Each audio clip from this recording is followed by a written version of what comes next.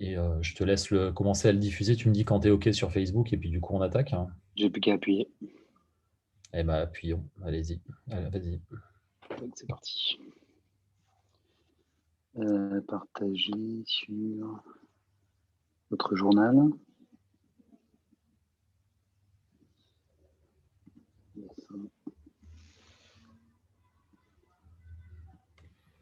C'est bon, on va attaquer. Bon, bienvenue à tous pour ce webinaire sur la thématique CAP 40, encore salarié, toujours salarié ou basculé à son compte. Donc, c'est Pierre Chevalier qui va œuvrer principalement et on va co-animer ce webinaire sur la thématique.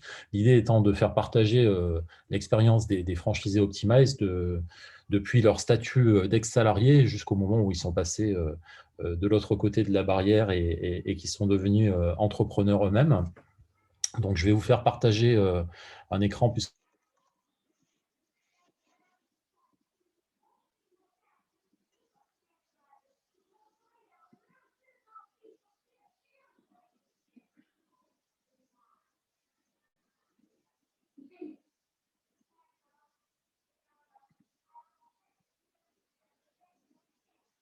activé. Pierre, c'est bon, tu m'entends? Ouais, c'est bon. Ok, Bon, on va le temps attaquer. que tout se lance. Du coup, je ne sais pas si on a entendu ce que je disais. J'ai l'impression que le micro était coupé. Tu as entendu ce que Et j'ai il y dit? avait, je pense, un petit décalage, mais on a entendu. Ok, ça marche. Bien, on va attaquer directement par une brève présentation. Alors, tu me disais que les flèches étaient… Voilà, d'accord, ok. Bref, présentation de l'agence dans laquelle nous travaillons. Donc, Optimize a été créé en 2012. J'ai créé Optimize en 2012 et aujourd'hui, on fait à peu près 1,3 million de chiffre d'affaires de prestations de services en France, en Suisse et en Belgique, puisque la Belgique nous a rejoint en 2020 et qu'on va compléter en fait notre aventure avec l'implantation en PACA à partir de cette année en 2021.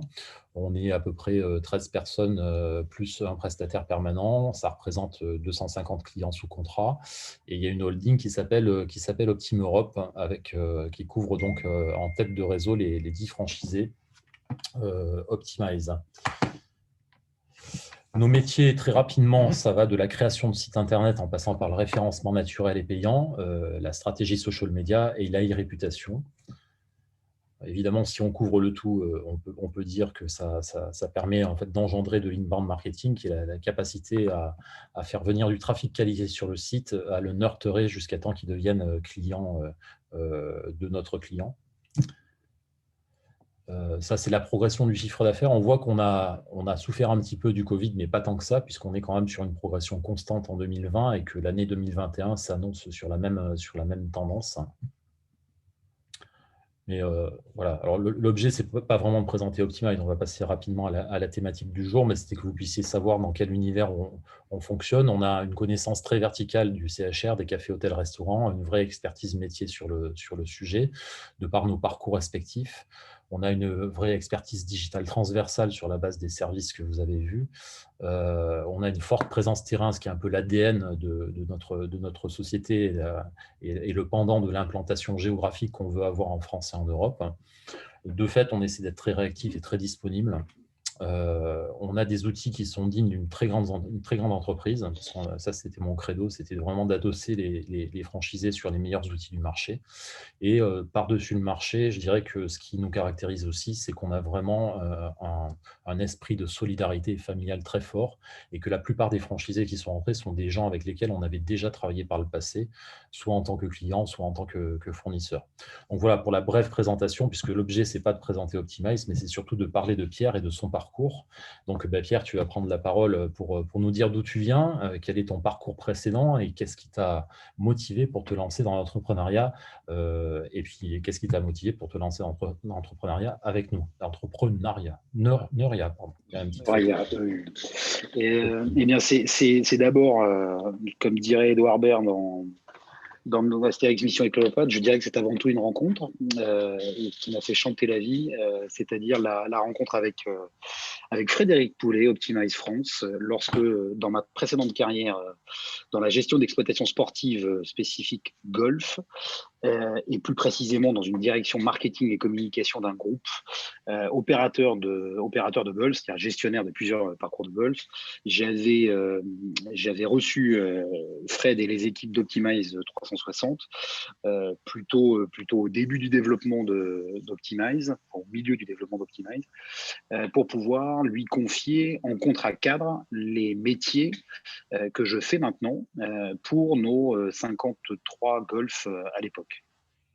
Donc il y a eu cette rencontre-là, et puis qui a finalement correspondu quasiment en tout point à ce fameux CAP 40 dont on parlait, c'est-à-dire une croisée des chemins dont on va parler un petit peu en détail, parce que je crois que c'est avant tout, en plus de la rencontre, un moment propice pour pouvoir se lancer. Et donc c'est pour résumer rapidement ma carrière d'avant, c'est donc une gestion de direction d'exploitation, direction de marque dans l'environnement sportif, dans les clubs de sport, que ce soit des clubs de rugby ou des clubs de golf plus particulièrement, et qui m'emmène autour de 40 ans à une réflexion déjà bien active sur l'entreprise, le fait de monter une boîte, mais sans l'essentiel, soit le produit, soit le service à commercialiser, c'est-à-dire sans l'idée de base qui permet de se lancer et de se lancer sans risque.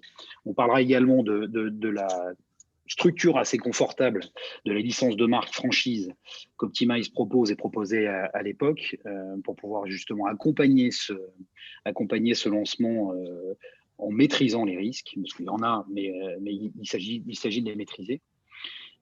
Et à 40 ans, j'étais donc à cette croisée des chemins en disant est-ce que je continue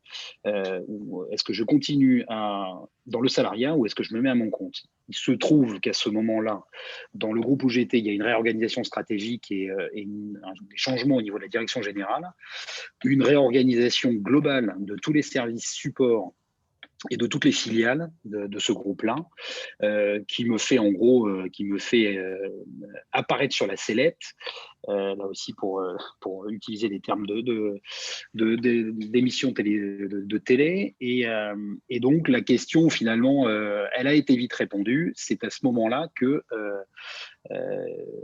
j'ai eu tous les éléments en main pour pouvoir faire ce choix. Il s'agissait de négocier mon départ, première chose, et de rebondir. En même temps, lorsque Fred m'a recontacté en disant tu connais l'univers, tu connais les outils, tu connais le potentiel, tu connais les méthodes, j'ai un schéma et un business model pour pouvoir te permettre de te lancer. Et en fait, ni plus ni moins, c'était la réponse à plusieurs questions, et notamment sur l'idée, le service et les produits à vendre dans des conditions confortables, au risque maîtrisé et avec les outils de grandes entreprises dont parlait Fred en introduction. Donc à ce moment-là, c'était en juin 2018. La réflexion durait déjà depuis 1 an, puisque j'ai eu, on va dire, une période d'un an de transition.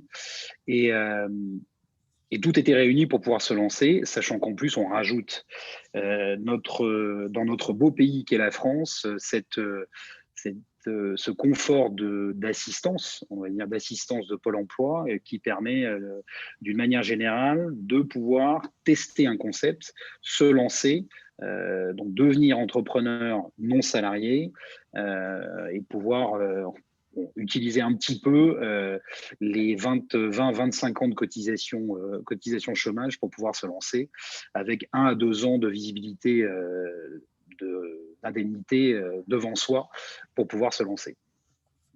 Chose qui est plutôt confortable, ça n'a pas été le cas forcément de tous les gens qui se sont lancés, notamment en Suisse. Le cas de Jean-François qu'on évoquera sur un prochain webinaire n'avait pas cet amortisseur en fait que tu as pu avoir toi. Ce qui est quand même psychologiquement, j'imagine, plutôt confortable quand même.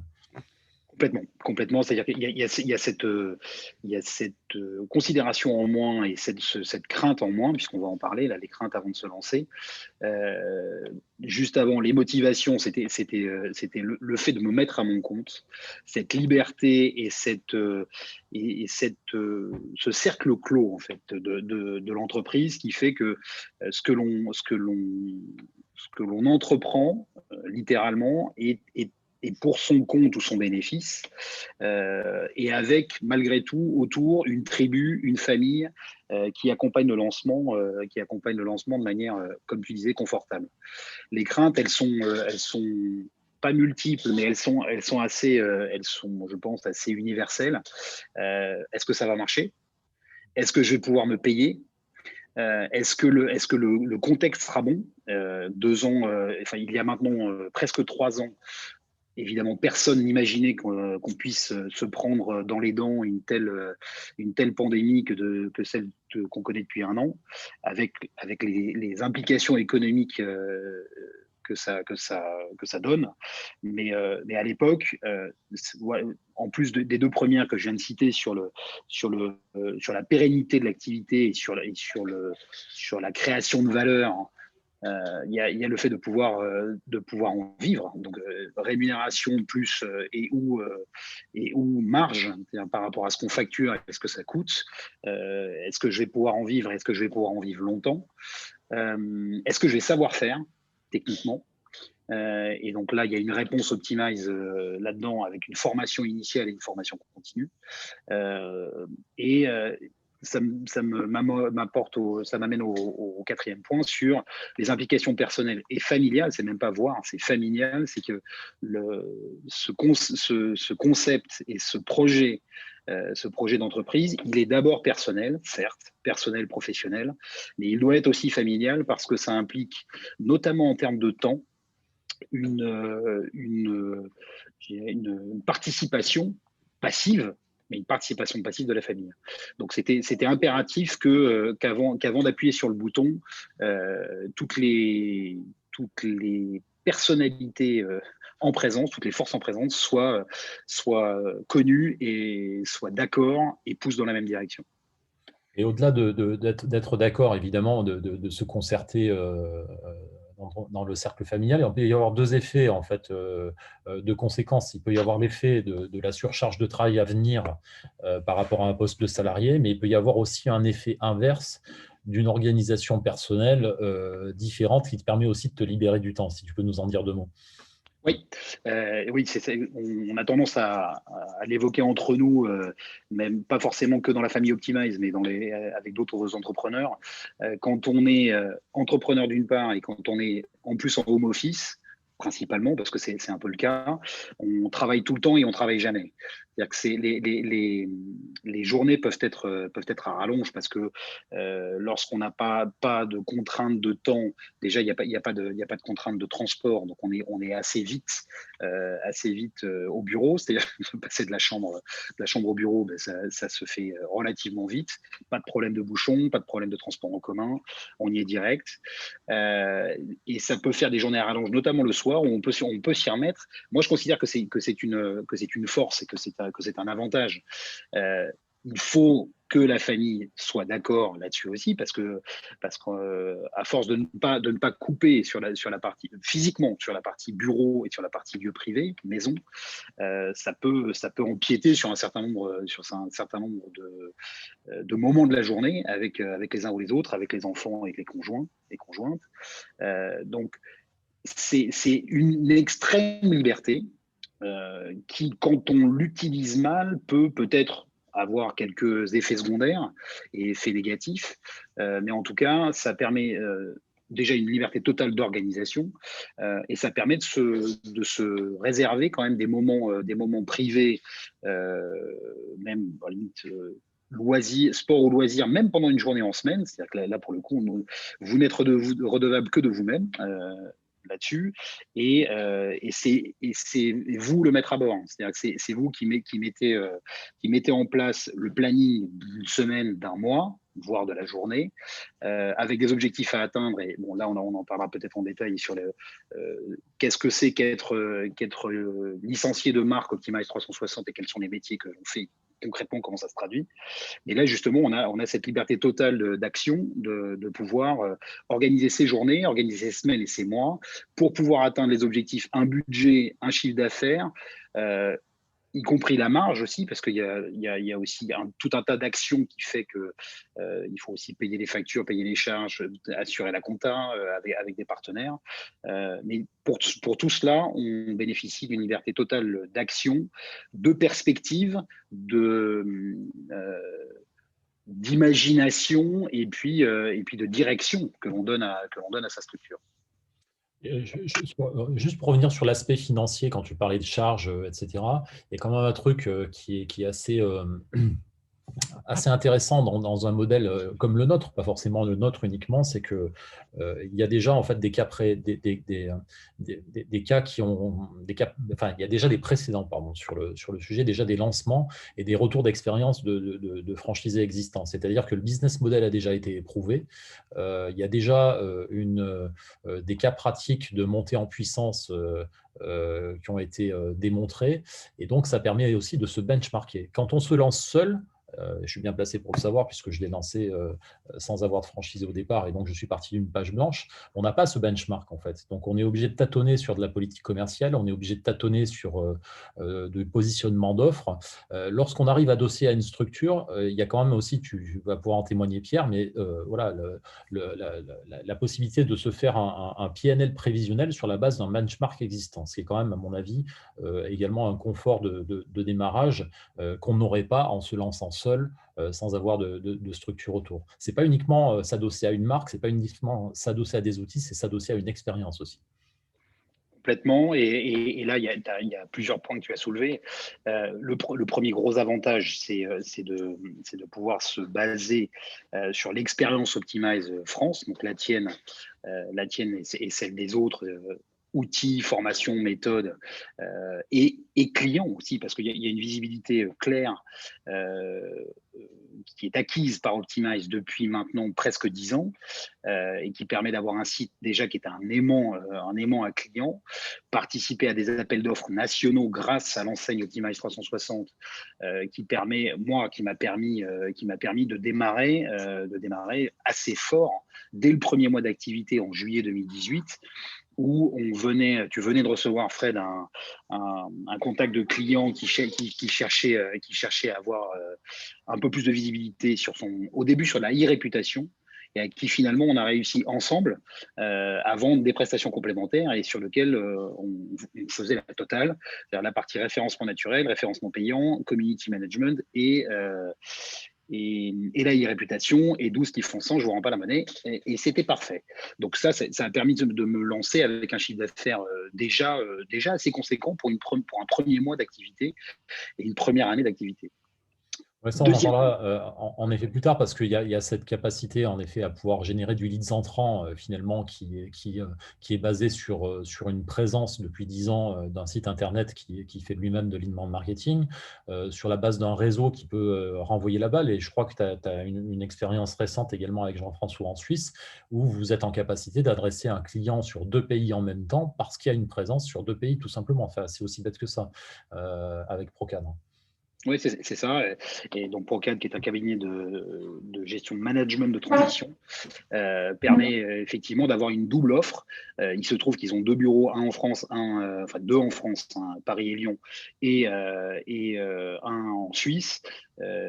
Ça permet d'avoir une cross compétence entre 2 pays. Et même si je rajoute le bureau de Lyon, c'est qu'à terme, on pourra aussi imaginer avoir une gestion de Paris avec moi et de Lyon avec l'autre Frédéric de chez Optimize. Donc effectivement, une approche qui peut être une approche globale au niveau territoire français si besoin, donc multi-région. Et plus ça va avancer, plus ça va être vrai, voire multi-pays en Europe pour l'instant. Et puis après, sky is the limit. Là-dedans, justement, dans cette optique-là, le deuxième point très intéressant que tu évoquais, c'est la partie partage d'expérience et best practice, où on peut même régionaliser et sectoriser l'expérience et les best practices avec les uns et les autres qui se sont lancés au fur et à mesure au cours de l'année 2017, puis 2018, puis 2019 et depuis ce temps-là où on peut avoir sous forme de questions-réponses, parce que là, je pense que ceux qui en parleraient le mieux, c'est nos deux derniers membres de la tribu rentrés, où on a la possibilité, d'échanger par téléphone en direct. Fred, tu mets en relation les uns et les autres, et dans ces cas-là, il peut y avoir d'autres questions, en plus de ces webinaires, d'autres questions très précises qui peuvent être évoquées lors d'un coup de téléphone. Et puis, une fois que l'aventure se lance, c'est aussi un certain nombre de questions pratiques, puisque les nouveaux arrivants, les nouveaux entrants savent que, a priori, à coup sûr, il va y avoir au moins un des licenciés Optimize qui a connu une expérience comme la sienne avant. Et si c'est pas le cas, on trouvera la solution tous ensemble.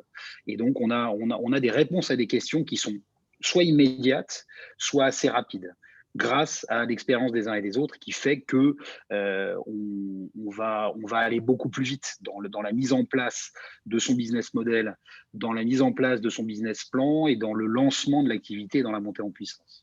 Et puis, il existe une verticalisation finalement de la compétence par métier à certains moments. C'est-à-dire que naturellement, on a tendance à gagner des clients par capillarité dans un domaine d'activité vertical. C'est-à-dire que nous, sur Paris, quand on s'est lancé, on a eu pas mal de clients hôteliers qui ont amené pas mal de clients hôteliers et ainsi de suite. Et du coup, on a développé en fait une compétence verticale sur l'hôtellerie. Mais on aurait pu, et on peut imaginer en fait, pouvoir trouver justement cette compétence verticale dans d'autres domaines d'activité. Je pense notamment à Jean-François en Suisse qui a développé clairement une compétence à la fois sur la restauration d'une part, mais également sur la partie médicale dentaire. Voilà, si sur Bordeaux, le franchisé bordelais a besoin d'une compétence sur le médical dentaire, il sait très bien à qui s'adresser, en l'occurrence à Jean-François, pour venir l'aider. De la même manière que ça peut être une compétence verticale outil. Si, comme Nicolas sur Bordeaux, il a un site e-commerce extrêmement étoffé avec des milliers de références à gérer. Voilà, il y a un cas où on sait qu'on a un franchisé qui a développé particulièrement cette compétence sur du e-commerce avec un site très, très gros. Du coup, celui qui a un leads entrant sur le même domaine d'activité ou sur un site e-commerce également très étoffé peut s'adresser à Nicolas. Et donc, il y a cet échange, on va dire, qu'on évoquait par connaissance également, puisqu'on se connaît depuis très longtemps pour avoir travaillé ensemble. Il y a aussi ce développement de compétences verticales qui peut aider tout de suite et quasiment immédiatement sur un franchisé qui pourra en avoir besoin. Donc, en fait, on répond un peu aux questions là qu'on voit sur l'écran sans vraiment les adresser une à une, mais se lancer seul ou s'adosser à une structure, voilà, ce n'est pas uniquement s'adosser à des outils, c'est s'adosser aussi à des compétences qui se sont construites dans le temps, que ce soit de ma part par rapport à la courbe d'expérience que chacun a adoptée sur la projection de chiffre d'affaires, sur la projection de PNL, sur le retour d'expérience client, également sur la base de référence qu'on a, parce qu'on a toujours plus de références quand on démarre avec 10 personnes en place qui ont X références chacun à mettre en valeur sur le site. Si on se lance seul, de fait, on n'a pas de référence au départ. Ça va sans dire, mais ça va mieux en le disant. Et donc là, également, c'est un gros avantage que de s'adosser à une structure, c'est qu'on a déjà non seulement les outils, les hommes qui peuvent aider, mais également les références clients. Ouais. Et du coup, toi, Pierre, si on en vient à la deuxième question, lorsque tu as rejoint Optimize pour te lancer, qu'est-ce que tu as trouvé d'emblée finalement justement sur Une ces aides, structure. qu'est-ce qui a été pour toi le plus utile finalement? Alors, donc la structure globale existante et qui se traduit directement par la formation initiale. Parce que pour répondre à la première question, ce qui a fait pencher la balance, c'est le secteur aussi qui m'a plu. Pour l'avoir utilisé en tant que client, le secteur m'a plu. C'était un secteur de geek qui me donnait une excuse pour être vissé sur les écrans et sur un téléphone et pouvoir en faire un métier. Finalement, en plus, maintenant, 3 ans plus tard, ce que j'en retire aujourd'hui, on y est encore dans la période crise Covid, c'est un formidable potentiel et une opportunité où tout le monde se met ou se remet ou accélère sur le digital. Donc, ce que j'ai trouvé, c'est une structuration, la formation initiale, la qualité des outils et des supports utilisés, la crédibilité de la structure et de la société Optimize à travers un site internet qui est efficace pour pouvoir justement générer du leads, les cordonniers sont parfois les plus mal chaussés, mais là, c'est pas le cas en l'occurrence. On commence par s'appliquer à nous-mêmes ce que l'on propose à nos clients comme valeur ajoutée, c'est-à-dire d'avoir un site bien référencé et puis d'avoir aussi grâce à nos nombreux articles de blog écrits en France et en Suisse, des leads entrants qui continuent d'arriver. J'ai trouvé aussi une famille. Alors en plus, je la connaissais pour partie, cette famille, puisqu'on est quelques-uns à avoir travaillé ensemble par le passé, à s'être retrouvés là-bas. Il n'y a jamais de hasard total en la matière, mais donc on a poursuivi cette aventure en famille, en la complétant avec Fred et ceux qui étaient déjà là en parallèle, et elle continue à grandir, cette famille désormais. Et ce que j'en retire aujourd'hui, c'est toujours d'un point de vue technique, la formation continue. La formation continue et la hotline permanente, c'est-à-dire ce qu'on continue à échanger entre nous et ce qui permet de nous enrichir les uns les autres et les uns des autres grâce à ces expériences dont tu parlais, Fred, sur des cas pratiques, sur des compétences qui s'affinent un petit peu sur certains domaines.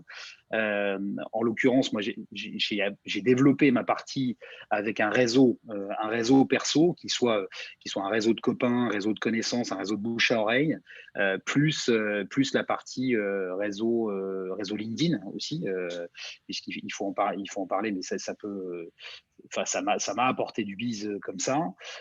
Et pour ça, il faut continuer à se former sur le tas avec les outils, les méthodes Optimize, celles que l'on voit au quotidien et celles qui sont issues de notre sensibilité. Parce qu'il y a aussi il y a savoir ce que l'on vend, mais il y a savoir le vendre. Et donc la partie purement commerciale, elle s'affine avec la méthode Optimize. Bon, moi j'avais on va dire une certaine façon de faire avant, pas forcément pure commerciale quoi qu'il en soit, mais en gros une sensibilité là-dessus, d'essayer de vendre du sable à du monde dans le Sahara ou à des glaçons à des Esquimaux, mais là, en l'occurrence, ça me permet, en maîtrisant l'outil, en maîtrisant les supports, de pouvoir parler objectif, parler ROI à des clients en toute simplicité, mais en toute certitude également. Et si jamais j'ai un petit souci technique, je sais que je vais pouvoir le régler dans l'heure, au pire dans la journée. C'est-à-dire, on ne laissera jamais un client et donc un franchisé, un licencié de marque sans réponse grâce à l'expérience des uns et des autres qui s'enrichit de jour en jour. Pierre, on a une question intéressante en direct de la part d'Emilie qui nous dit si nous ne sommes pas une grande pointure en web, est-ce que la formation est suffisante pour maîtriser les produits entre guillemets Optimize 360 ? Oui, oui, complètement. Je dirais d'un point de vue général, il faut quand même être un peu geek. Il faut quand même aimer ça. C'est-à-dire à commencer par la base, enfin pas la base, les réseaux sociaux, et puis être un utilisateur régulier de Google, par exemple, simplement de savoir utiliser Internet et d'être pas trop paumé au départ par exemple, dans les applications, dans les langages iOS ou Android, pour les téléphones, ça commence par là. C'est-à-dire que si on est complètement paumé ou réfractaire sur l'utilisation d'un téléphone, d'un ordi, d'un Mac, ça peut être difficile. Mais au départ, j'ai zéro formation HTML, zéro formation de codeur, de développeur. Donc, ça s'apprend au fur et à mesure. Et comme on a des partenaires à nos côtés, comme Laurent, comme Will, qui sont plutôt des web designers, donc des agences de web créa, là aussi, la formation continue, elle se poursuit. Là, c'est même de la formation initiale sur la partie web. Mais la formation Optimize, elle va structurer et accompagner le métier de référenceur d'abord, donc le référencement naturel SEO, le référencement payant SIA. Community management, ça c'est quelque chose qu'on a a priori tous les uns les autres, les unes les autres en nous, parce que à nos âges, bon, par exemple, on est la cible de Facebook, d'Instagram aussi, peut-être moins de Snapchat, qui c'est plus pour les plus jeunes, Snapchat, TikTok en ce moment, Twitch et autres. Ça, ça vient après, mais non, il n'y a pas besoin d'être un web développeur pour démarrer une formation Optimize. Et oui, une fois la formation suivie, on est autonome avec ce filet de sécurité extrêmement rassurant qui est l'attribut et l'apport technique de la hotline Optimize. Alors, pour compléter peut-être ta réponse, Pierre, puisque tu faisais référence aux réseaux sociaux, les réseaux sociaux ont été faits pour que tout le monde puisse poster une photo, une vidéo extrêmement simplement, facilement. Donc, c'est évidemment à la portée de tous. Ce qui devient compliqué, en fait, c'est d'en adapter l'usage à des fins professionnelles, puisqu'on a pour le coup besoin de réfléchir stratégiquement déjà sur lesquels il va falloir utiliser par rapport aux clients, selon que c'est un client B2B ou B2C, on n'a pas la même utilisation. Il faut réfléchir par rapport au secteur d'activité, puisque évidemment, on ne va pas vendre des flexibles en B2B sur Instagram, ça paraît assez évident, mais on va être là justement pour orienter le client sur l'utilisation des meilleurs réseaux sociaux en conséquence de son activité, de ses objectifs. Et puis, il faut bien faire le distinguo entre l'activité B2C et B2B là-dessus, hein. Le B2B, on va plutôt le trouver sur LinkedIn, le B2C plutôt sur les réseaux sociaux du grand public classique. Et il faudra également faire comprendre souvent à nos clients le gros distinguo qu'il y a entre Google et les réseaux sociaux. 95% des recherches se font sur le web via Google, en recherche active. Dès lors qu'on est sur les réseaux sociaux, on est sur du contemplatif. On peut faire du social selling, hein, c'est pas qu'on peut pas en faire, mais ça reste quand même à la marge. Le gros faiseur quand même sur le web, c'est Google, hein. Donc on le rappelle juste au passage pour ceux qui nous écoutent, et on le ressasse assez souvent à nos clients, mais c'est important de le savoir. Donc pour en revenir à la question d'Émilie aussi sur est-ce qu'il faut être une grande pointure sur le web, donc la réponse de Pierre est claire, non, évidemment pas. Il faut quand même une sacrée propension à aimer ça pour ne pas s'enlacer, puisqu'on va travailler toute notre vie dedans, hein, quand même. Donc il faut quand même être passionné par ça au départ, il faut s'y intéresser, s'y être testé au moins personnellement, à défaut de l'avoir fait d'un point de vue professionnel, mais il faut quand même être passionné par ça pour le faire. Voilà, c'est un petit peu la réponse. Maintenant, après, tout s'apprend. Et évidemment, la formation au départ est faite pour faire monter les gens en compétences, et ensuite, ce que disait Pierre sur le support mutuel qu'on peut s'apporter peut évidemment aider grandement, plus la formation continue, le coaching qu'on peut être amené à faire des franchisés une fois qu'ils sont lancés. Donc oui, bien sûr, la structure permet de gérer ça, mais c'est quand même, ça dépend évidemment, comme tout recrutement, hein, quelque part, des qualités intrinsèques de la personne, de sa volonté, de la niaque qu'elle va y mettre, de la volonté, et puis le fait d'aimer ça. Voilà, il faut aimer ça pour se lancer. En tout cas, dans notre activité. Après, on peut transposer ça sur des modèles, puisque l'idée aujourd'hui, c'était de parler de passer d'une structure salariée à une structure d'entrepreneuriat. Donc, c'est vrai qu'on parle beaucoup d'Optimize et qu'on prend des références par rapport à notre propre expérience. Mais dans tout métier, ce sera le cas. Si vous lancez dans une franchise McDo et que vous n'êtes pas passionné par la restauration, le service client, ça va être plutôt compliqué. Donc là, c'est pareil. Si vous n'êtes pas passionné par le web, il faut pas forcément le faire. Il faut vraiment être quand même assez geek au départ pour se lancer sur le domaine. Je plus sois.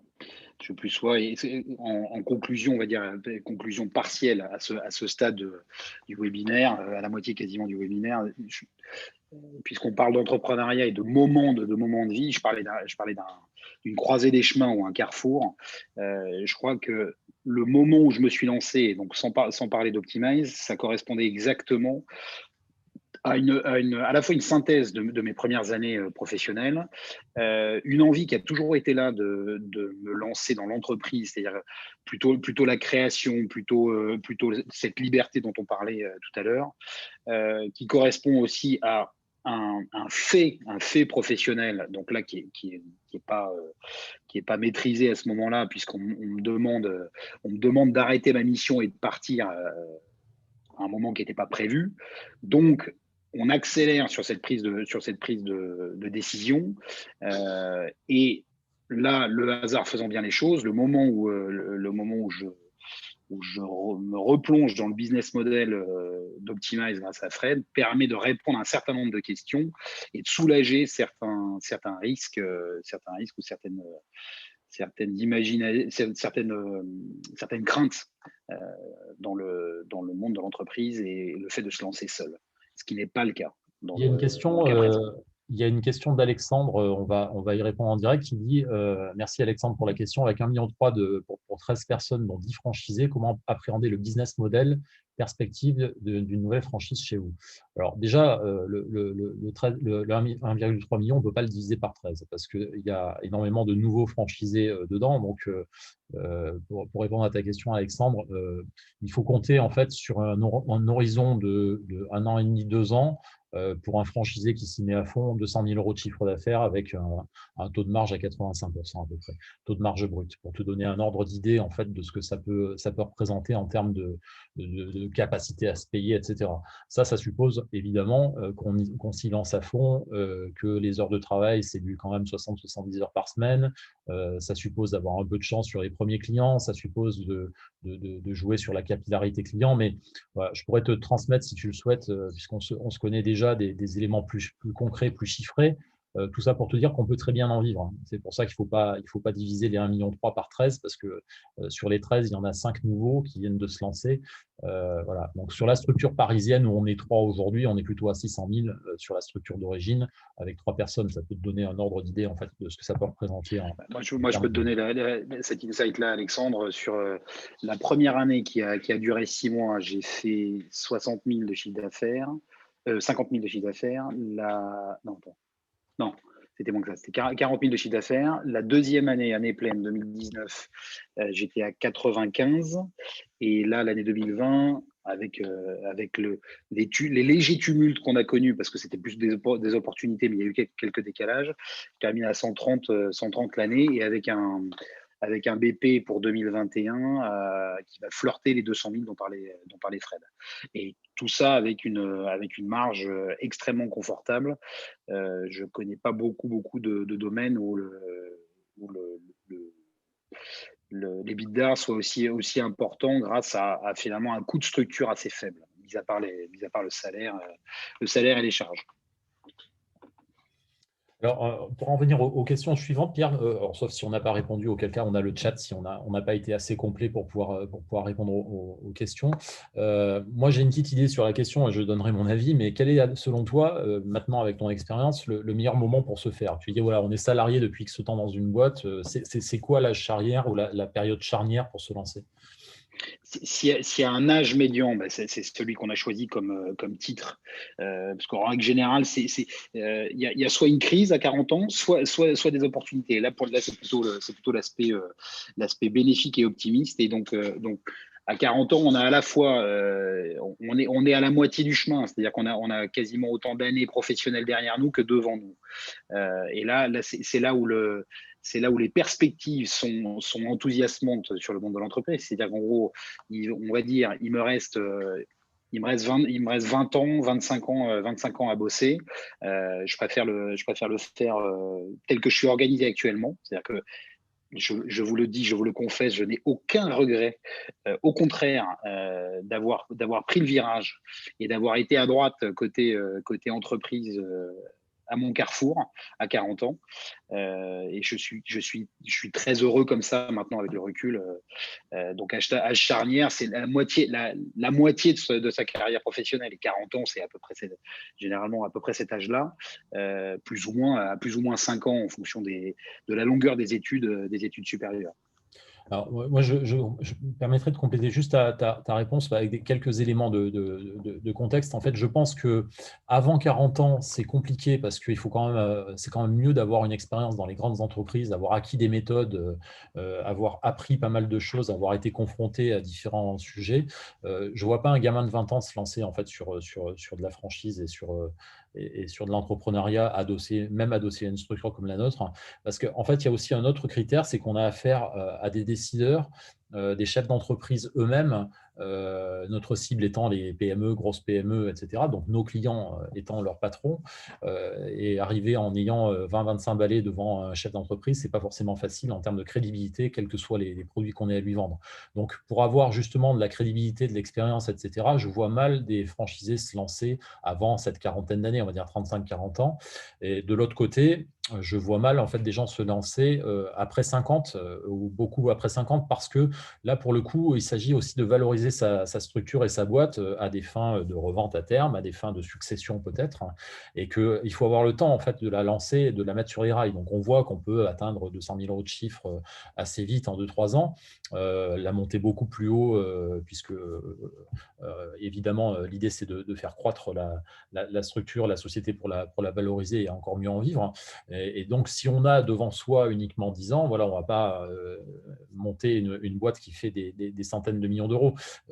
Donc, c'est aussi le laps de temps nécessaire à la mettre en route, à la valoriser et finalement à en retirer les fruits le jour où on veut partir. Et donc, je pense que la limite vers le haut est plutôt la cinquantaine. Et donc, l'âge médian par rapport à ce qu'on dit est plutôt aux alentours de la quarantaine. Avant, pour avoir l'expérience nécessaire, et puis après, pour pas que ce soit trop tard, pour valoriser tout le travail qui va être fait dans le cadre d'un lancement de société. Alors, il y a également un élément à avoir en tête, justement, qui est quand même lié à cet âge médian, ce qui est la deuxième question. On va pouvoir le partager avec Pierre, puisque Pierre, il a justement subi cette ingratitude lui-même. Et moi, je la voyais venir, non pas que j'en étais victime, mais je l'ai vu autour de moi. Il y a des gens qui avaient 25 ans de boîte et puis à qui on demande de partir du jour au lendemain, alors qu'ils étaient très bien notés jusque-là, qu'ils avaient des évaluations annuelles qui étaient au top. Et puis, il y a un changement d'actionnariat, il y a un changement de comité de direction, et puis il y a une valse qui se fait, on ne comprend pas trop pourquoi. Et il faut savoir que la grande entreprise, en fait, est très ingrate. C'est-à-dire qu'on peut être très bien noté pendant 20 ans, et puis du jour au lendemain, hop, il y a un changement de direction, et on se retrouve dehors, on n'a pas compris pourquoi. Et donc, par rapport au fait d'avoir donné de sa personne pendant 20-25 ans, d'avoir enrichi finalement le grand actionnaire, là, en lançant sa propre boîte, mais que ce soit avec Optimize ou pas, hein, on va travailler pour soi. Et ça fait aussi un gros changement dans l'état d'esprit et dans le fait d'avoir la motivation de se lever tous les jours. Quand on se lève pour soi et qu'on se lève pour travailler pour soi, ce n'est pas la même chose que de travailler pour Patrick Ricard ou Paul Ricard à l'époque, même si je ne l'ai pas connu. Voilà, ce n'est pas du tout la même chose. Travailler pour l'actionnariat global, même si on en retire des stock options et des actions gratuites, là, en l'occurrence, le fruit du travail qu'on fait, on le retrouve dans la capitalisation et l'histoire qu'on construit. Je ne sais pas si, Pierre, toi, ça a été un élément décisionnel ou un élément qui a également facilité ta décision de partir vers l'entrepreneuriat, mais voilà, il y a aussi cette réflexion à avoir. Quand on se lance, on travaille pour soi. C'est ça, et c'est de toute façon un événement pour moi dans ma carrière. Donc à 40 piges, ça a été un élément fondateur. C'est-à-dire que même si ça n'a pas forcément été, ça n'a pas été la raison principale, au minimum, me reposer la question de l'entreprise ou du salariat et de la manière dont je l'ai fait m'a été imposé à un instant T. Effectivement, comme tu l'évoquais, c'est un changement de personne, un changement de direction générale qui fait que, en gros, ma tête ne revient plus à la nouvelle DG et à ses collabs, et que la mission doit se faire ailleurs ou s'arrêter de toute façon. Donc, au-delà de l'ingratitude des grands groupes, moi j'appellerais ça plutôt d'être soumis au bon vouloir des grands groupes et de leur direction et de leur présidence. C'est vrai que tu le disais, on a beau être très bien noté, très bons entretiens individuels, les objectifs atteints, voire dépassés, pam, on est soumis à une décision presque un fait de jeu, si je parle de sport ou de loisir, un fait de jeu qui fait que à un moment donné, on n'a plus les cartes en main. Et ça, c'est ce que j'ai trouvé dans l'entreprise. 100% des cartes, elles sont dans mes mains. Et pour aller plus loin dans cette réflexion-là, c'est qu'au départ, dans les grands groupes, c'est globalement intuitu personné sur la stratégie et la gestion de la stratégie. Et quand on passe de l'autre côté de la barrière et quand on se lance, l'intuitu personné, il bascule d'un boss à soi. Et soi, voilà, devient le boss. Et ça, d'être un tutu personné dans une boîte et en être le représentant et le bénéficiaire principal, ça n'a pas de prix en termes de tranquillité d'esprit et de liberté d'esprit. Oui, même si, évidemment, les clients étant rois, ça Oui, on va dire que ça ouais, bien bascule un sûr. peu aussi sur l'exigence des clients. Mais c'est vrai Ouais, que le mais on sentiment, maîtrise le produit. le Ouais. sentiment de maîtriser son chemin et de le conduire n'a pas de prix. Oui, ça, c'est évident. Alors, il y a une question qui peut intéresser aussi ceux qui se lancent, finalement, c'est est-ce qu'il faut un gros budget pour se lancer? Non, non. On peut monter en France, on peut monter une boîte. Monter la boîte sur laquelle s'adossera la licence de marque Optimize peut être fait à 1 euro. Donc après, ça dépend de ce qu'on veut mettre en compte courant et de ce qu'on veut avoir comme un peu comme facilité pour pouvoir investir et pouvoir avoir de quoi démarrer jusqu'aux premières facturations et jusqu'au premier encaissement de chiffre d'affaires.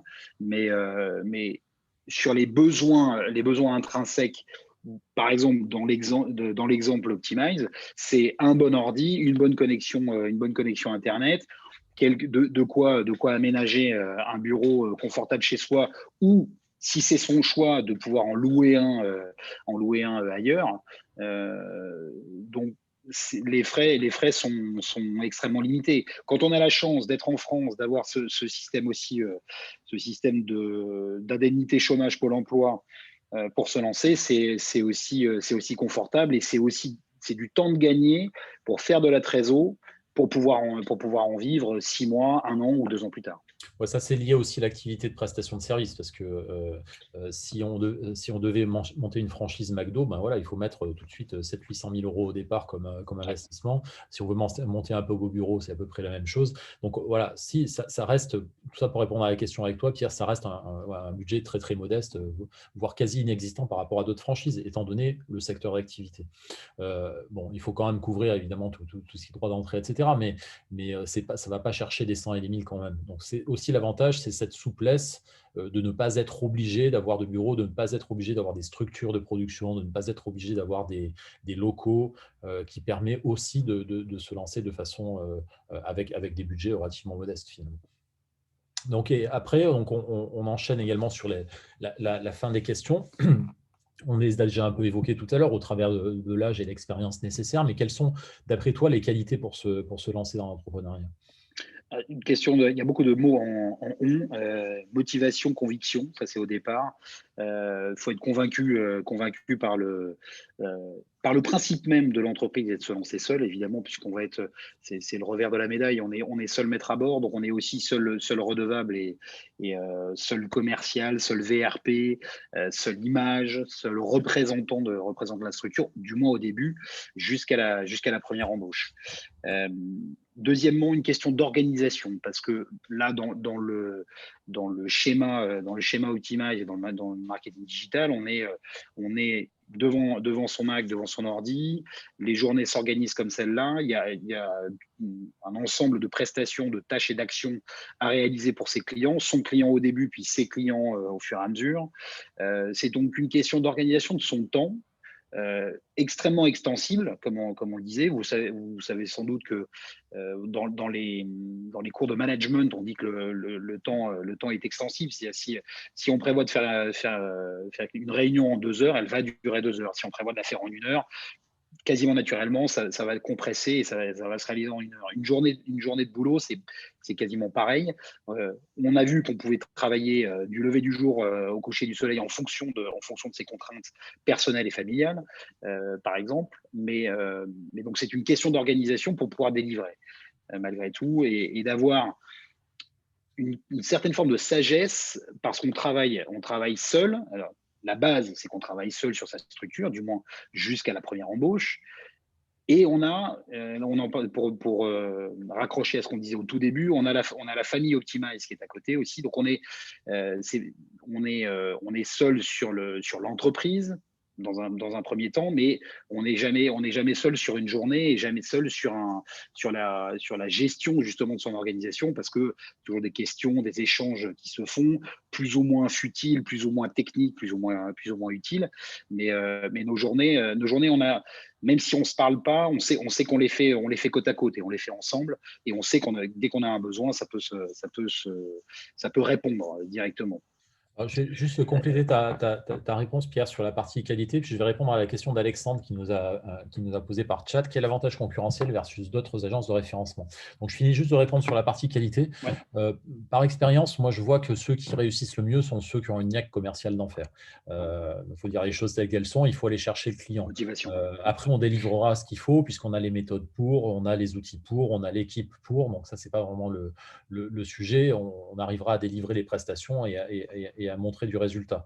Mais par contre, la partie commerciale, même si on a du leads entrant de par les outils qu'on a, il faut quand même voilà, se bouger pour aller chercher le client. Et ça reste, quel que soit, on va dire, le secteur d'activité dans lequel on va monter sa structure et sa société, qu'on soit adossé, pas adossé, il va falloir aller chercher le client. Il va falloir avoir des qualités commerciales indéniables. Le patron de sa propre entreprise va devenir le premier ambassadeur de sa marque, de ses produits, de ses services.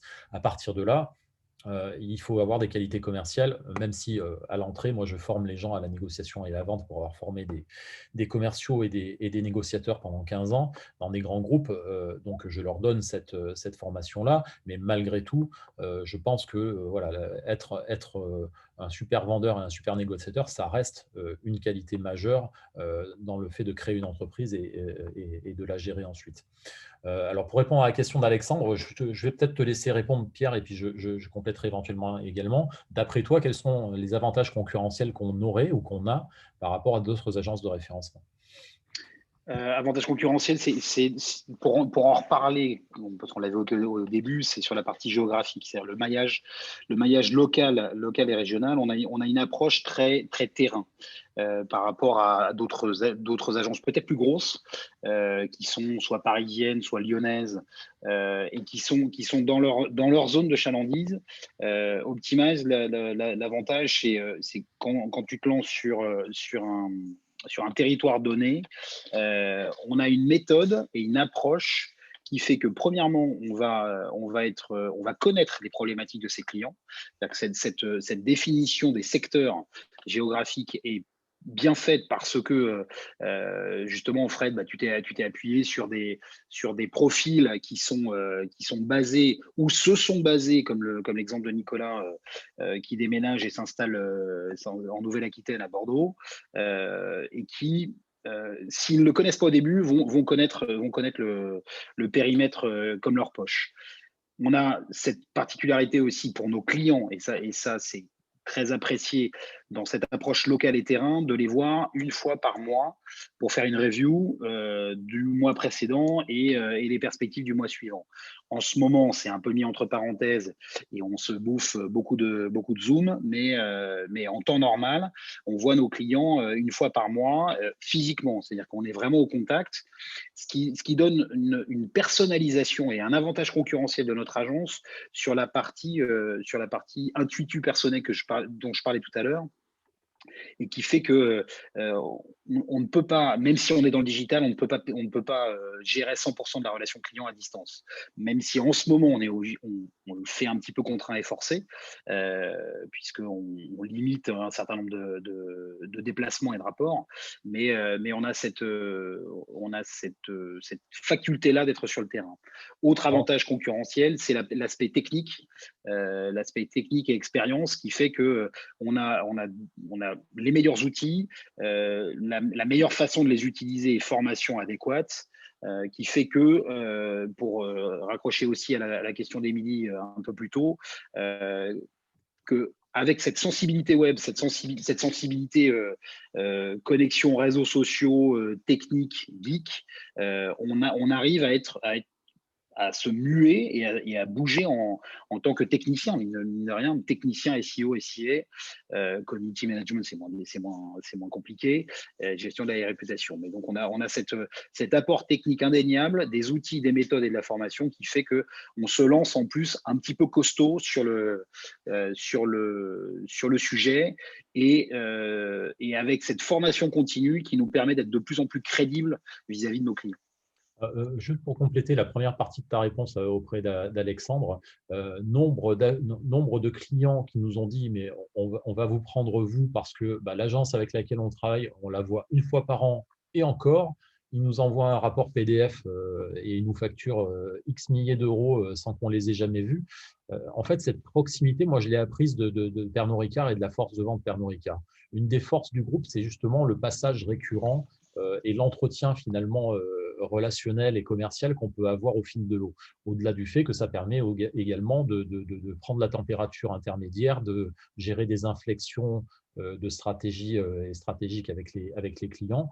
Une agence qui reste dans ses bureaux parisiens et qui vient jamais voir son client en province, voilà, elle va avoir un contrat d'un an, elle va facturer peut-être très cher, mais s'il n'y a pas de résultat délivré ou si c'est uniquement un PDF en guise des milliers d'euros payés, voilà, ce n'est pas suffisant. On a quand même besoin, malgré cette période Covid qui nous a forcé à reprendre de la distance, on a besoin de proximité.